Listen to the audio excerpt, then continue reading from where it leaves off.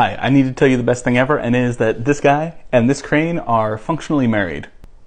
This is Walnut. She was born into a species recovery program back in the 80s when they didn't realize that humans raising these animals might cause them to imprint on the humans instead of their own species. That's what happened with Walnut. So basically, and this part is kind of sad, Walnut thinks that other members of her species aren't members of her species. They tried introducing Walnut to 2 other male suitors, and though it hasn't been proven, they're pretty sure that she Carol Baskined them. And since white-naped cranes like Walnut are an endangered species, it's really bad if they kill other cranes or if they don't reproduce. The story gets so much better.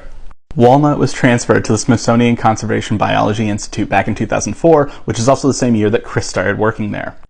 Chris's full name, of course, being Chris Crow. Chris Crow. And Walnut was immediately all about Chris, very excited that he was around. In fact, Walnut initiated a mating dance with Chris. Which, hey ma'am, go get your man.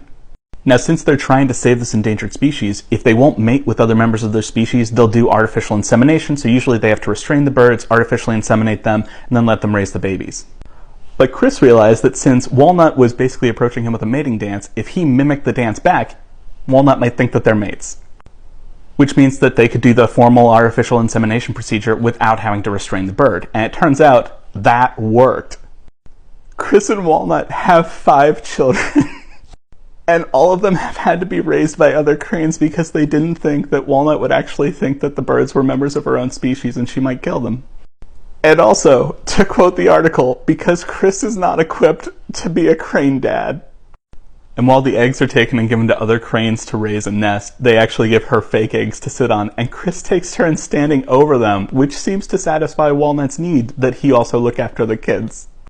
This article went on to say that Chris has basically accepted the fact that he is married to this crane and will be forever, and they live for about 60 years. This bird's only 36 years old.